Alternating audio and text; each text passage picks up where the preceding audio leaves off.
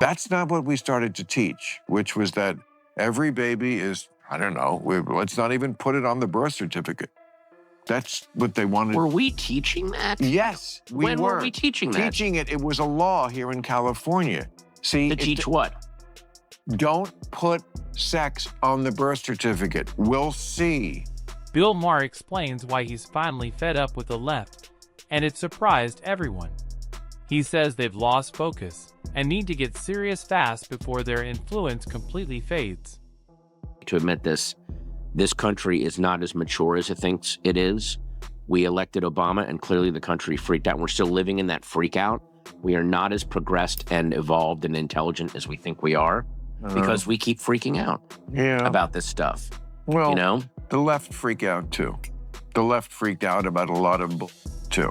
What did they freak out about? Gender, race, parenthood, schools, homelessness, crime, the border, education.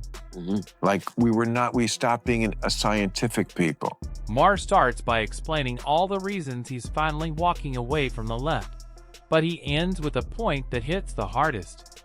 They've stopped trusting basic science.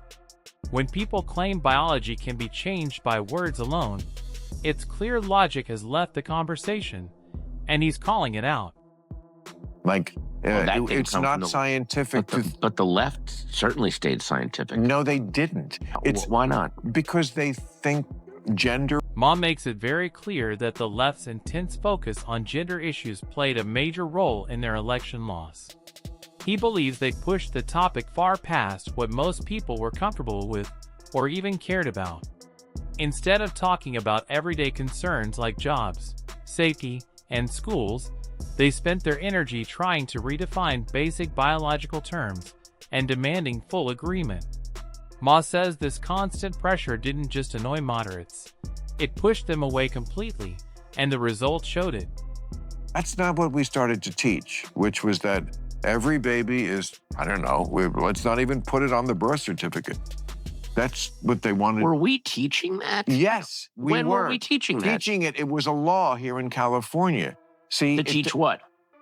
Don't put on the birth certificate. We'll see. Now, we've passed that period now. I'm sorry, I don't remember that. I mean, I know, because it doesn't get in the blue sky bubble. Wait a minute, I'm not just loose. I really think that's a lot of it, is that some of this stuff doesn't get in to everybody's media. It's almost unbelievable to see how quickly the left is turning away from the same ideas they once defended so fiercely. The people who pushed those arguments with full confidence are now acting like they never supported them at all. They behave as if there's no record of what they said, even though the internet remembers everything. Anyone who watched the debates over the last few years knows exactly how strongly they promoted gender identity issues and labeled anyone who disagreed as hateful. But now that public opinion has shifted and the backlash is real, they're trying to pull away from the very beliefs they once treated as unshakable. Here's capitalist South Korea at night from space. Here's socialist North Korea. Yeah. In 1990, Venezuela was wealthier than Poland. But then Poland, finally free of Soviet-style economics, went all in on capitalism. And now their economy is as big as Japan. And people there have high wages, low inflation, cars, vacations, homes. Meanwhile, Venezuela traded capitalism for Hugo Chavez's Socialism for the 21st Century, which turned out to be like socialism in the last century or any century, a mess. Maher gives another big reason he's done with the left: their growing fascination with socialism. He says socialism isn't just unrealistic, it's politically dangerous. Instead of helping Democrats move forward, it weighs them down and scares off the very voters they need. People have watched countries fail under socialist systems, and most Americans don't want to take that risk with their own lives. Maher argues that the left keeps promoting ideas the public doesn't trust, and instead of adjusting, they push even harder. To him, that's a clear path to political collapse. It turned one of Latin America's richest countries into one of its poorest. Low wages, high inflation, shortages, outages, 8 million people fleeing. If you think New York can somehow reinvent this wheel, you're in for a rude awakening. Ma gives another big reason he's done with the left: their growing fascination with socialism. He says socialism isn't just unrealistic, it's politically dangerous. Instead of helping Democrats move forward, it weighs them down and scares off the very voters they need. People have watched countries fail under socialist systems, and most Americans don't want to take that risk with their own lives. Ma argues that the left keeps promoting ideas the public doesn't trust, and instead of adjusting, they push even harder. To him, that's a clear path to political collapse.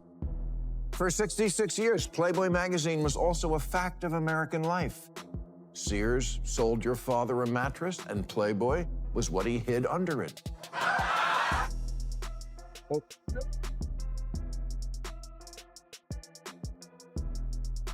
It was a surefire product. Pictures of tits, and then 25 cartoons about Santa Claus.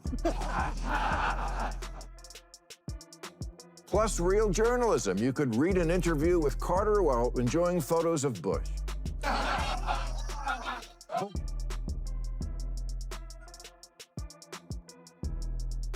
But then it started messing around with the formula.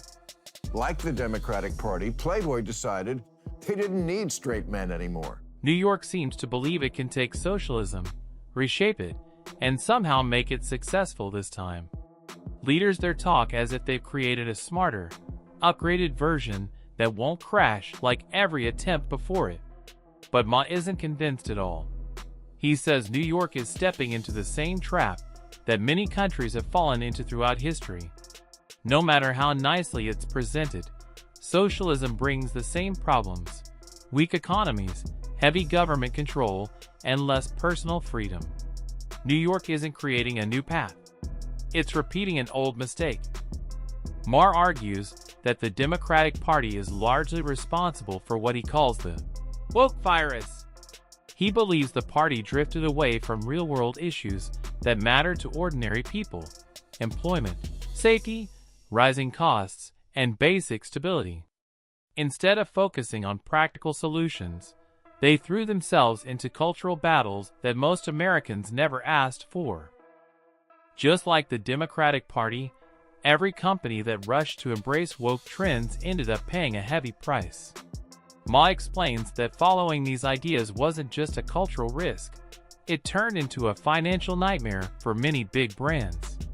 Businesses that once led their industries suddenly pushed away loyal customers, weakened their own image, and drifted far from the values that made them successful in the first place. The damage showed up fast. Sales dropped, stock values fell, and longtime supporters simply walked away. Playboy tried to rebuild its image through woke messaging and lost the very audience that kept it alive for decades. Budweiser faced a massive consumer revolt after promoting divisive social messages. Even Sears ignored its core customers while chasing cultural approval and collapsed under its own mistakes. Ma says these companies didn't just make bad choices. They completely misread the people who supported them, and the market made them pay for it. While Trump was traveling across the country speaking to voters about real-life problems like the economy, security, and job opportunities, the left was focused on something completely different. Instead of talking about the issues most families were struggling with, they spent their time lecturing people about gender identity and whether trans women should compete in women's sports. These topics mattered to a small group, but they didn't address what millions of Americans were actually worried about: paying bills, rising violence, and the overall direction of the country. Ma explains that this massive disconnect helped shape the election. By centering cultural debates instead of practical concerns, the left unintentionally gave Trump a huge advantage. In the end, voters chose the candidate who spoke to their everyday reality, leaving the left confused about why their message didn't land. Ma argues that the Democratic National Committee should have carefully examined their recent failures and learned from the mistakes that cost them key elections. Instead, the party seems determined to double down on the same strategies that pushed voters away. Ma finds this confusing. How can a party, rejected for overemphasizing woke ideology, respond by embracing an even more controversial agenda like socialism? Rather than reconnecting with the people whose trust they lost, the DNC appears focused on ideas that most Americans don't support. Ma sees this as a serious problem. While ordinary citizens worry about jobs, inflation, and safety, the left chases ideological experiments. Unless they return to practical policies and rebuild trust with everyday voters, Ma warns the party risks repeating the same costly mistakes and losing credibility, leaving its future in doubt.